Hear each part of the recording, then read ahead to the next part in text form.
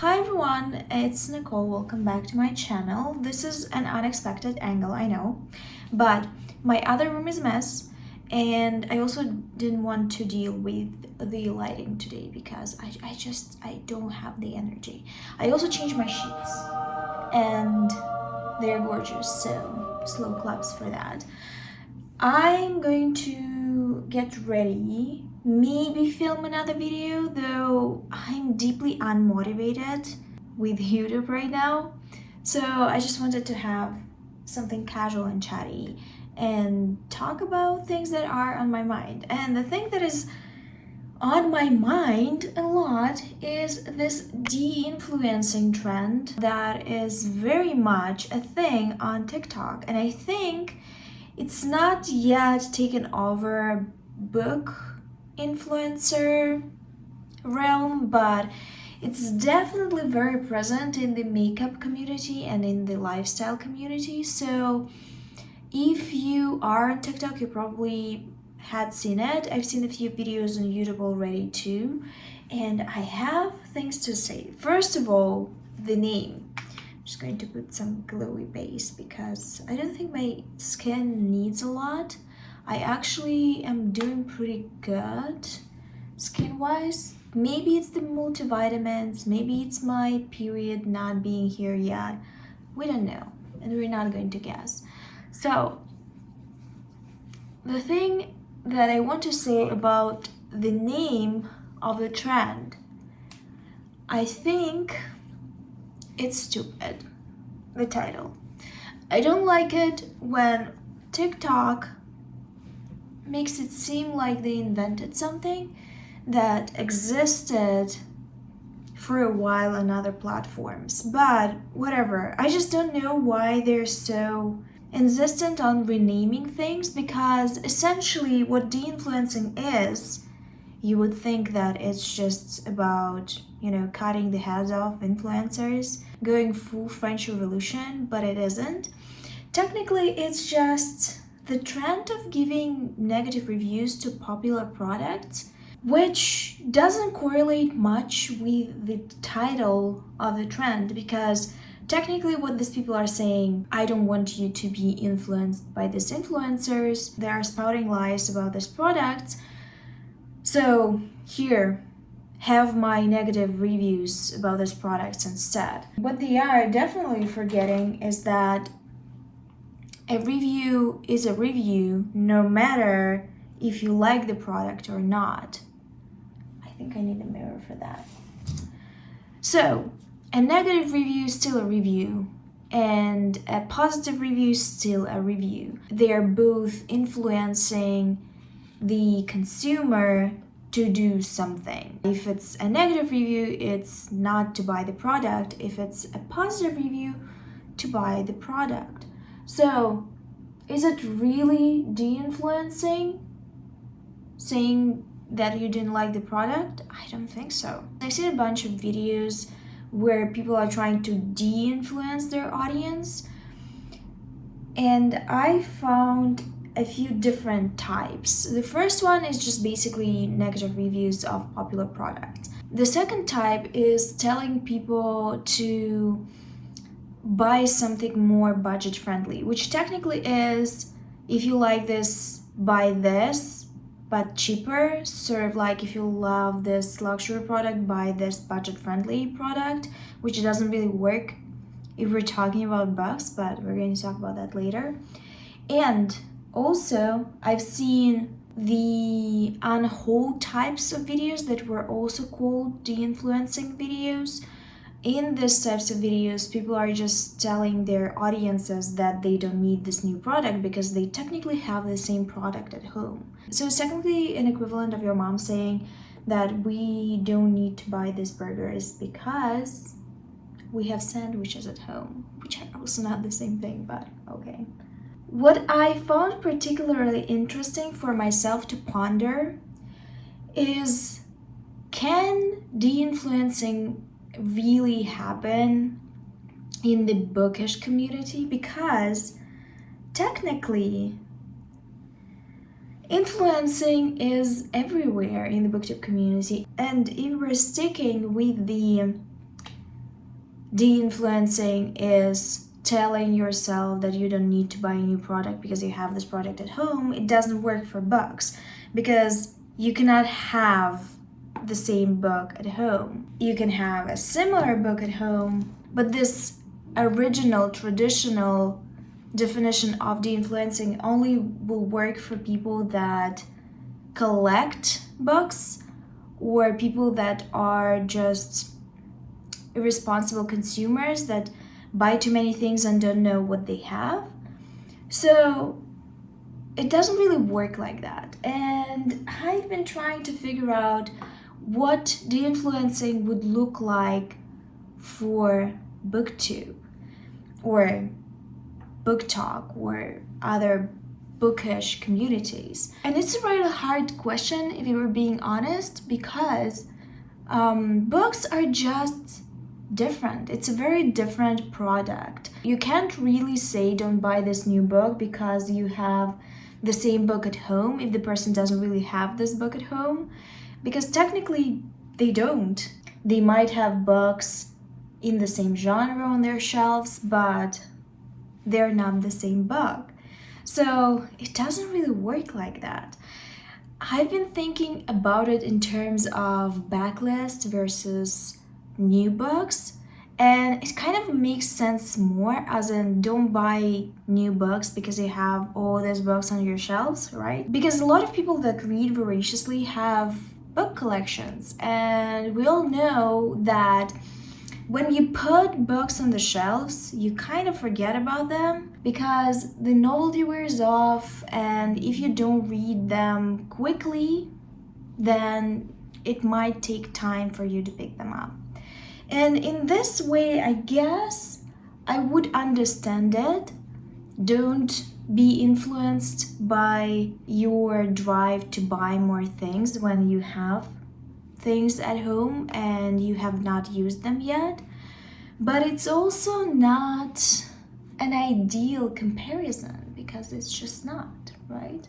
Maybe for book world, it's also going to your library instead of buying a book that you don't know you're going to enjoy or not. Some people do read the books first and only buy their favorites because they know that they will reread them. But at the same time, I don't know a lot of readers that reread books, especially readers that read a ton.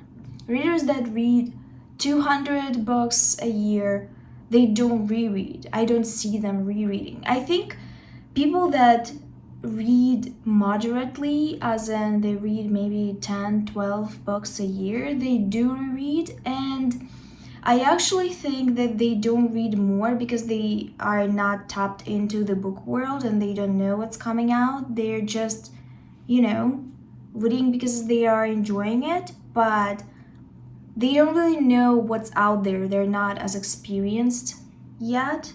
And there are quite a lot of people like that in my circle. They would read something that I give them, but they're not curious about what's coming out. So in a way, I think they are untapped. They are not influenced because they are not in this world and they don't really know what's coming out. They are not in on the hype. They don't follow any book influencers. They are influenced by something else though, because at the same time, if you're not influenced by traditional influencers, people on YouTube, TikTok, whatever, you're influenced by OG influencers, which are celebrities, and your neighbor and people at work that are reading as well. Maybe you are influenced by the news. And if we're talking about not people but establishments, when you go to a bookstore to browse, because if we're taking out the influencers, the first thing that comes to mind, the person just goes to the bookstore to browse. If a person just goes to the bookstore to browse, would they not be influenced by the way the books are sectioned and placed on the bookshelves. Placing product on the bookshelf is a whole science, and this science is widely used in every single store. So are these people not influenced? Because in my opinion they are. Let's for example take the bestseller tables, or a table is created by the bookstore team, or a table is created by a theme. These things are naturally attracting more attention from the consumer. So are they not influenced? I think they are. If you go to the library, you see the same thing. Your librarian can influence you to take a book, or the way the books are placed also can be a part of your decision-making process. I'm sitting here with just concealer on and not doing anything because I'm just fascinated by the topic. We are influenced everywhere, so we can't actually de-influence unless we live in the woods. And then are we actually reading books, you know?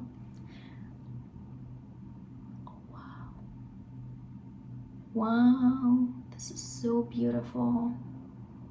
Plus, in traditional marketing, the cover is a huge influence on the sales, so it's everywhere. And I also went extreme. I thought, what about blind date with a book? But blind date with the book concept implies that you describe the book that is hidden in some way to appeal to the person that is participating. So again, it's influencing. If you actually have any examples of non-influenced reading or book picking, I guess, tell me in the comments, because I was genuinely trying to find a circumstance where you're not influenced to pick a certain book. I even thought about that time during your childhood where you're not particularly interested in anything because you're not as exposed to things yet. Well, it was possible if you were born in the 90s or 80s, but I guess now the kids are influenced by the internet. Back then, I do remember just picking up a book from my father's collection, because he does collect classic books and also books on math because he's a nerd. And I do remember picking up books from his shelf. I also do remember picking up books from my mom's shelf, which were all historical romances. And I read them because there was nothing else out there for me, especially if I was not in the city, if I was at my aunt, if I was somewhere remote where I could not access a store or a library. I just read what the people that were hosting had. So I guess that was the closest to de-influencing possible. But at the same time, these books were bought by someone, they were selected, and that's also influencing. In the same way as parents buying books for their children. For example, when I was young, the Harry Potter craze was in full action. I remember my dad buying these books for me like once a year because, you know, they were coming out once a year. And that was his decision. He could have decided that he's not going to buy these books for me, and the libraries did not have them yet because they were new, and I wouldn't have been familiar with the series at all. My dad bought me books that he wanted me to read because he knew that I like to read, and the only books that I could access were books that he was buying for me and books that I picked up from the library that he was walking me to. So in many ways he controlled if I was reading, and in a minor way what I was reading, because the library, again, the savior of us all. So that's so interesting to me. I don't think that now it's possible for a person to not be influenced at all. Even if I go to an electronic library like Scribd, still Scribd is showing me things that Scribd thinks I'm going to enjoy based on my experience on the app. So, influencing. What do you think about the de-influencing trend? Should we use it in book world? Does it work? In what way do you think it works? I've tried a bunch of different ways to force myself to read the books that I have on the shelf. And not a lot of those attempts were successful, if we're being honest. I've documented it. You know that I don't have any willpower. A lot of different people on booktube started those kinds of challenges too, and they were more successful because they do have the willpower. I personally believe that it's good that people are becoming more conscious about the things that they buy, because if they don't use those things, it's kind of a waste. With books, I think it's a bit better because you can always give a book to someone else. It doesn't expire. With makeup, it's worse. With food, is worse because food waste and makeup waste is, it's waste. You cannot waste a book. You can buy a lot of books and you can keep them on your shelves, and after 10 years the books are not going to expire. You can give them to someone else. So that's the good part. But when you buy something and then you don't use it, you're technically wasting your money. You could have spent on something else. I, in those cases, just sell the books and buy myself something else that I want. Sometimes I look at my collection of books and I'm like, there's about 50%, if not more, that I have not read from that shelf. And it's weird. It's a weird feeling. On one hand, it's good to have something on your shelf that you have not read, because if you want to read something, you'll have options. And I tell myself that very often. At the same time, I'm looking at my shelf sometimes and I have these books laying there looking at me. And I'm thinking, well, there's about 50% of the shelf that I have not read. And I don't know when it's gonna happen and if it's gonna happen at all. And it's weird because every single book on that shelf has a bill connected to it. So I don't know what to do. Do you have separate unread pile or unread shelf or unread bookshelf, like a full bookshelf of unread books? Do you not care at all? Do you not buy books if you have a certain amount of books on your unread shelf? How do you manage that? And then also I look at the books that I have read that are on my shelves that I own and think, well, I love these books, but I'm not going to read them. There's literally no chance that I would. Like 1 in a million, honestly. Maybe once in 10 years, but I won't, it's not something that I do. So why do I own all these books that I've read already? What's the point? I don't have people in my life that would take these books to read because I read in a foreign language. So what's the point? Why do you keep the books that you love? Why do you buy them? The books that you already read.